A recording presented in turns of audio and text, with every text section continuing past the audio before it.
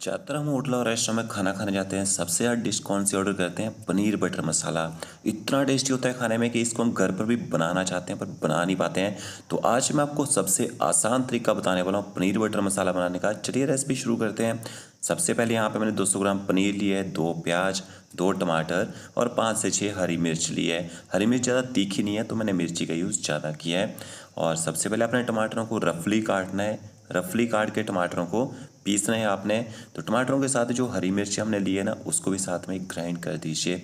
टमाटरों के साथ मिर्ची को पीस के डालेंगे, बहुत ही ज़बरदस्त टेस्ट आएगा। साथ में आपने 1 छोटा चम्मच देगी मिर्च पाउडर या कश्मीरी मिर्च पाउडर डालना है। इससे ना ग्रेवी में कलर अच्छा आता है। तो एकदम फाइन पेस्ट बना लेना है, देखिए इस तरह से। और कलर देखिए, टमाटरों का कलर कितना रेड हो गया, ये कैसे हुआ? देगी मिर्च पाउडर से। तो इनको बाउल में निकाल लेते हैं। मिक्सी ग्राइंडर जार में थोड़े से टमाटर चिपके रहेंगे, थोड़ा सा पानी डाल के इनको मिक्स कर दीजिए। प्याज को आपने बारीक काट लेना है, देखिए इस तरह से। तो सबसे आसान तरीका बता रहा हूँ मैं आपको घर पर पनीर बटर मसाला बनाने का। आपने वीडियो को ना पूरा देखना, स्किप नहीं करना है। 2 बड़े चम्मच कढ़ाई में ऑयल डालना है, 1 तेज पत्ता ऐड करेंगे, 1 दालचीनी, साथ में आपने इसमें 1 बड़ी इलायची डालनी है, 1 तो आप इसमें छोटी इलायची डाल दीजिए। और इसके साथ में आपने 1 छोटा चम्मच साबुत जीरा ऐड कर देना है। मसालों को तिड़काने की जरूरत नहीं है यहाँ पे, क्योंकि जब तक मसाले प्याज के साथ पकेंगे अपना फ्लेवर छोड़ते रहेंगे।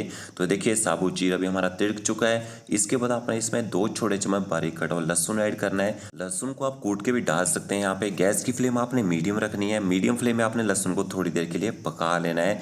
और ये देखिए ज़्यादा गोल्डन ब्राउन नहीं करना है लहसुन को आपने। इसके बाद आपने इसके अंदर बारीक कटा हुआ प्याज ऐड कर देना है।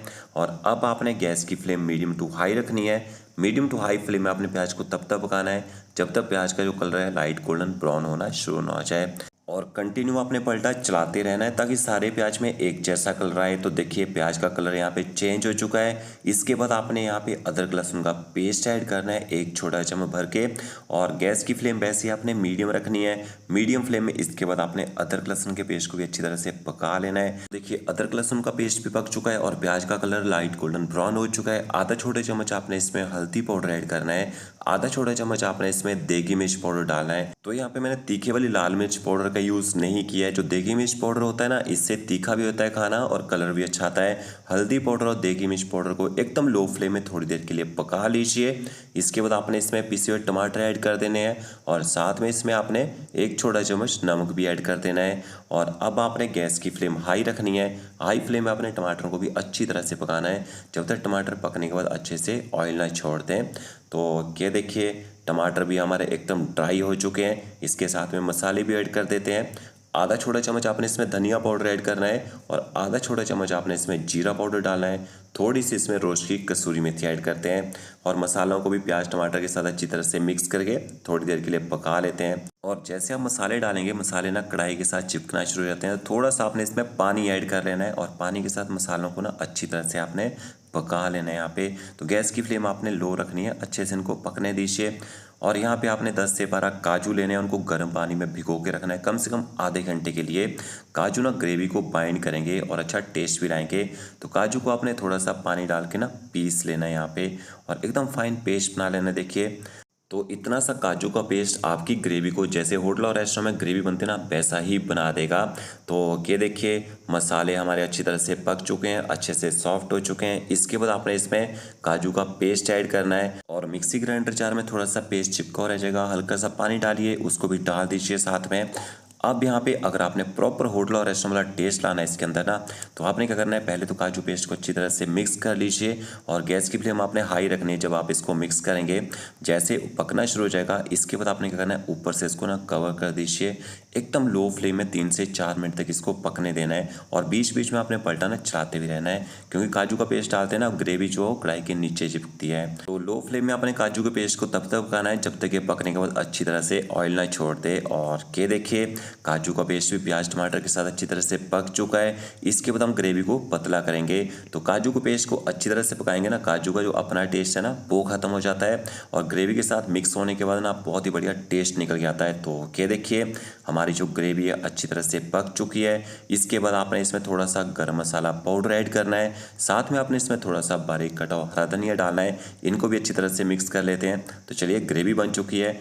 अब पनीर बटर मसाला बना रहे हैं तो बटर भी डालना है। बटर का यूज़ आपने कैसे करना है वो दिखाता हूँ। यहाँ पे मैंने एक नॉन स्टिक पैन लिया है और उसमें 2 से 3 क्यूब बटर के ऐड करेंगे। जैसे आपका बटर थोड़ा सा मेल्ट हो जाए, इसके बाद आपने इसके अंदर जो पनीर काट के रखा था ना वो ऐड करना है। तो देखिए पूरी तरह से मैंने बटर को मेल्ट नहीं किया है, ज़्यादा मेल्ट करेंगे तो बटर ना जलना शुरू हो जाता है।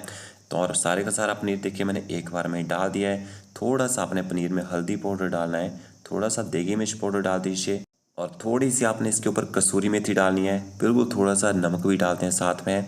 तो बटर के साथ आप पनीर को मिक्स करके पकाएंगे ना, पनीर के अंदर तक बटर का टेस्ट आएगा।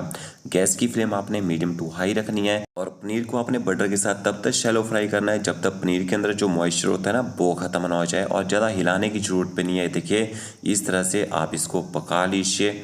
पनीर को आप ज़्यादा पलटे से हिलाएंगे तो पनीर ना टूटना शुरू हो जाता है। तो इस तरह से आपने पनीर को ना थोड़ा सा टॉस करके पकाना है। और ये देखिए पनीर के अंदर जो मॉइस्चर था वो ख़त्म हो चुका है। इसके बाद आपने साथ साथ में ही ना पनीर को डाल देना है कढ़ाई के अंदर।